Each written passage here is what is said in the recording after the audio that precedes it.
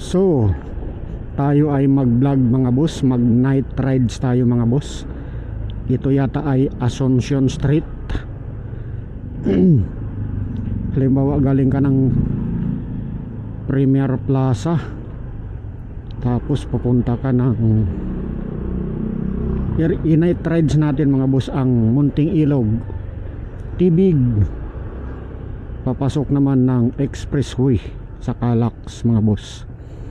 Kung halimbawa galing kayo ng Premier Plaza, Silang Cavite, galing kayo ng Locsohin, tapos taga Santa Rosa, Laguna kayo. So madalas dito sila dumadaan mga boss sa Munting Ilog o Tibig kung kayo ay taga Hukay o taga Tibig, o kaya naman kayo ay taga South Forb Subdivision, Silang Cavite. So dito sila dumadaan mga boss, dito sa Munting Ilog. So dito, ito ay papasok sa Iba Street. Tama ba? Iba Street. Meron tulay dito. Daanan natin sa gabi ang Tibig, Munting Ilog, kasi para masabi ng mga viewers natin ay ang lugar na ito ay safety. Kasi ako madalas dumadaan dito sa gabi sa Munting Ilog or Tibig mga boss, sa Tibig. Yung Tibig kasi ay papasok sa Axis Road mga boss, ang Tibig. Axis Road, papasok ng Calax pagkagaling ka ng Premier Plaza. Pagkagaling ka naman GMA, Axis Road ulit ang Tibig, papasok ng Calax papuntang Santa Rosa, papuntang Aguinaldo Highway. Pagka dito ka naman galing sa Premier Plaza, tapos papasok ka ng Expressway, so ang daan mo ay Munting Ilog. So dito mayroon pa kanan mga boss, pa kanan dito sa may school, mayroong eskwelahan ito. Papasok ng Munting Ilog mga boss, dito pa kanan sa harap ng Alphamart. Ito ay Iba Road mga boss, Iba Road.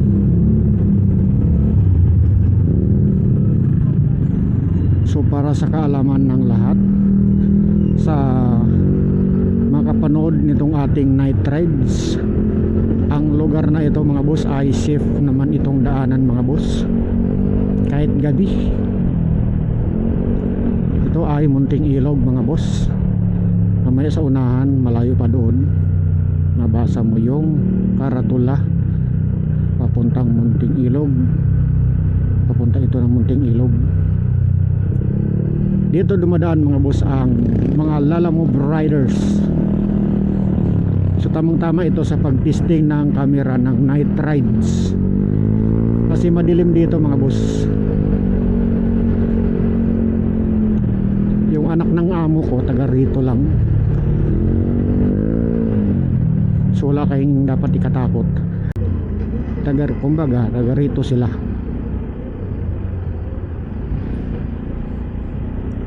At wala naman ako nababalitaan sa TV na meron dito masamang nangyari sa ereyang ito. Kung meron man masamang nangyari, matagal na yun doon sa Tibig. May sinalvage doon eh, tinapon doon sa masukal na hindi pa yun ang itsura ng Tibig dati. Masukal pa yung Tibig dati. Meron tinapon doon ng katawan, ewan ko sino. Tapos dito naman sa Iba, yung maraming puno dyan, meron ulit may tinapon dyan. Bago-bago lang itong nakalipas na ano lang, itong mid-year lang, mid-year itong 2025, may tinapon doon na people. So alam mo naman, pagka tinapon Walang, ang tawag dyan ay sinalbids. So siguro may mga involved yan sa mga masamang ipinagbabawal na gamot.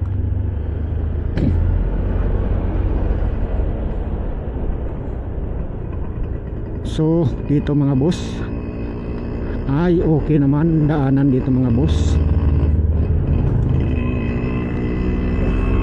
Bertik tayo. Ito naman ang areang ito, ang tawag dito ay Tatsaw, Silang Cavite. Tatsaw dito mga boss, Silang Cavite.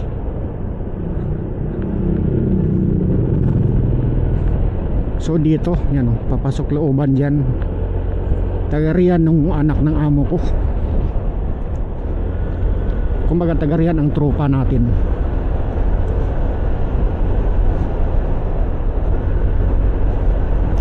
So let's go tayo, night rides. Ito ay munting ilog mga boss. Tamang tama ito sa testing ng camera. Grabe ang liwanag ng kanyang ilaw. So ito mga boss ang munting ilog. Yan o, welcome to munting ilog.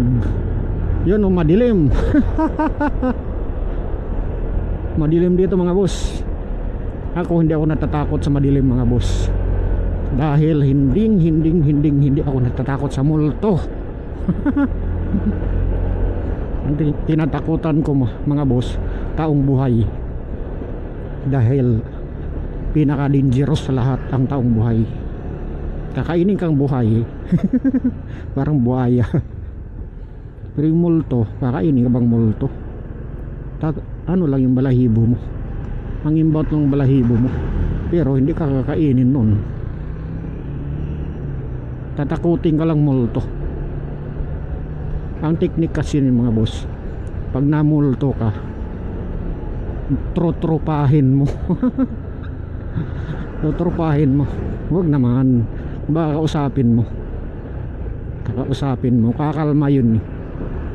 Kasi sa aming probinsya ganun eh, meron doon tagapahupa ng multo. Nakatira kami sa isang haunted house, evacuation center sa bukid, bahay din ng mga kamag-anak. Haunted house kasi maraming taon na walang nakatira, tapos may mga namatay pa sa area na yun, mga sinaunang tao, mga namatay sinaunang tao. Ngayon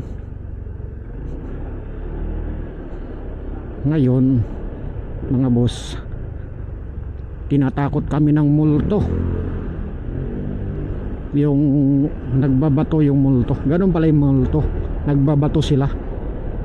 Binabato nila yung mga natutulog sa loob ng bahay ng haunted house, binabato nila.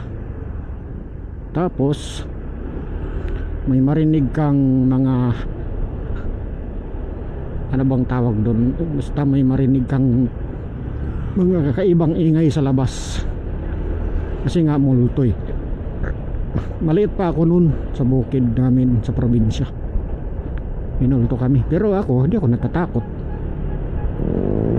Hindi naman maiwasan na may konting takot, pero maganda kasi kapag bata ka pa, naranasan mo ng namulto, kasi hindi ka natakot paglaki mo. Kumbaga sanay ka na, baliwala na sa'yo. So yan mga boss, ay sige, yung pakanan ay papuntang Hukay Road. Magandang kalsada dyan, pasadaan ko susunod. Meron dyan ginawang mga bypass road, papunta din ng Santa Rosa, Laguna. Tapos dito Patibig. So dito ay safe dito dumaan sa gabi, dahil madalas ako dumaan dito sa gabi, gawa nang umiiwas ako sa traffic papuntang GMA. Umiiwas ako sa traffic doon sa may padiretso yung GMA. Yung makikita mo sa Google Map na kalsada GMA hanggang Silang Bayan. So ako, kung minsan dito ako dumadaan para maiwas sa traffic, kasi dito walang traffic.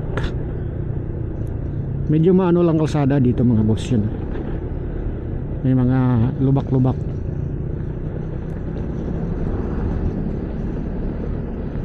Dati mas matindi lubak dito. Tapos nung nag-eleksyon inaayos. Ayan, kahit papaano gumanda ng bahagya. Ganon dito, pag may eleksyon asahan mo may mag-aayos ng kalsada. So ngayon, tapos ng eleksyon, ilang buwan na lumipas, ay taon na lumipas, so wala na ulit.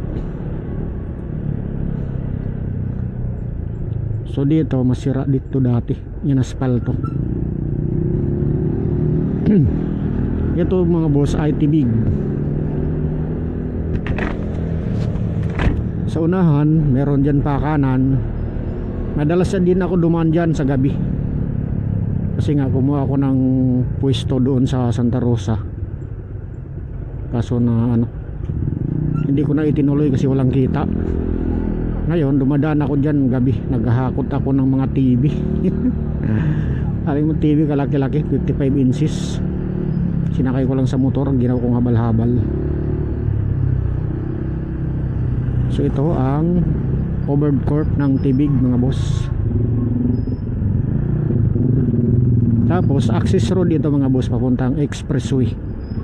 Sa unahan konti expressway na Calax. So yan yung mga galing kanan yan, galing yan ng South Forbes, galing ng Santa Rosa o tibig, yan o, yan pa kanan. So ito papunta ito ng Calax expressway. Pero tayo hindi tayo papasok sa expressway kasi sa ilalim tayo dumaan. Yung ibabaw papuntang Silang, yung ilalim papunta din Silang. Access road kasi ito eh.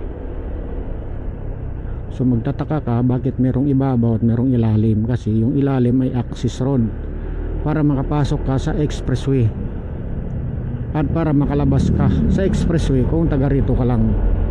Kaya merong ilalim. Yung ibabaw niyan diretso yan, diretso na yan Aguinaldo Highway. So ito na yan, access road mga boss ng Calax yan, no? Sign Calax. Tapos meron siyang ibabaw. Yung ibabaw niyan Santa Rosa yan. Kakanan kayo dito mga boss ay Santa Rosa. 400cc ng motor yan, pwede dyan. Tayo hindi pwede, 150cc lang tayo. Pag Silang Cavite kayo mga boss, dito kakaliwa kayo dito. Pero dito dandahan kayo kasi meron nang umi-exit galing toll gate. So ito naman mga boss ay papunta ng Kaong, Maguyam, GMA. Papunta na rin ng Maynila mga boss. So di ba? Nag night rides tayo dito. At ang lugar na to ay safety.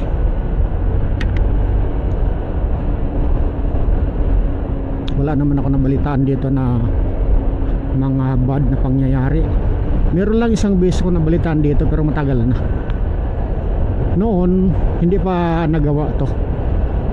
Ay nagawa na to pero medyo bago pang nagawa itong access road na ito. Yung kumbaga ito kasi masukal pa ito dati. Ito medyo masukal ito dati at sira-sira. Tapos ngayon pasiraan na rin siya. Hindi lang pasira, talagang sira na rin. So dito mga boss may sira ditong kalsada. May butas dito, may harang yan oh. Yan oh, butas yan oh. Yan dapat ang inaayos. Eh matagal pang eleksyon, kaya matagal pa yun maayos. Tapos dito may lubak dito mga boss. Yan oh. Diyan sa gilid sa kabila. Sa kabilang side yan oh. Yan oh, dito. Kung makita sa ilaw ng motor. Tapos dito rin meron din butas diyan. Sa kalsada kayo matakot pag na-shoot kayo sa butas dito. Pero sa ano, sa bad influence wala naman yan dito. May butas, konti lang naman. So unahan may butas din. So sa right side ay solar farm yan. Yan ito, may butas dito, may lubak. Tapos ito, exit na ito ng papunta na ito ng Kaong Bayan Maguyam, pero silang Cavite pa rin mga boss. Tapos pa-exit na ng GME. Pumuntang GME, pwede rin papunta kang Laguna, pakanan ka. Pag kaliwa ka, GME, Dasmariñas, Cavite. Paliparan,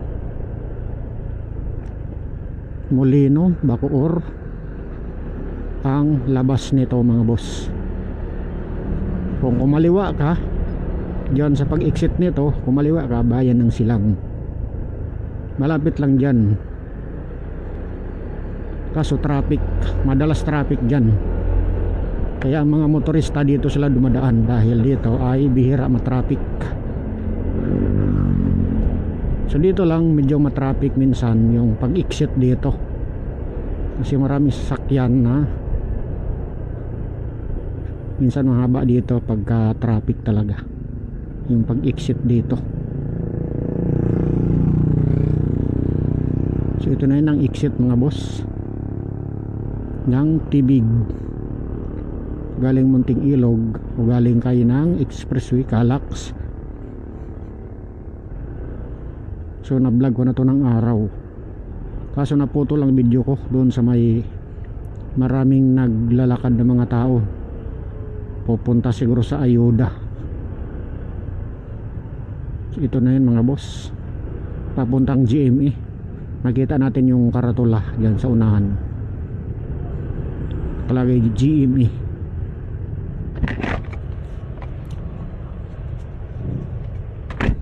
Papunta kayong GME.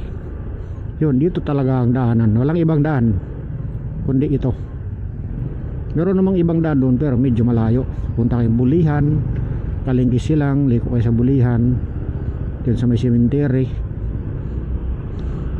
Tapos dito, yan o, GME Carmona. So pinaka-access road ito ng papuntang Carmona mga boss. So dito na natin tapusin ang video mga boss. Ride safe sa ating lahat mga boss, mga sir, mga madam. Pa-like and subscribe mga boss. Konting suporta lang yun mga boss. Maraming salamat sa inyong panonood mga madam. Thanks for watching Insta360. Stop recording.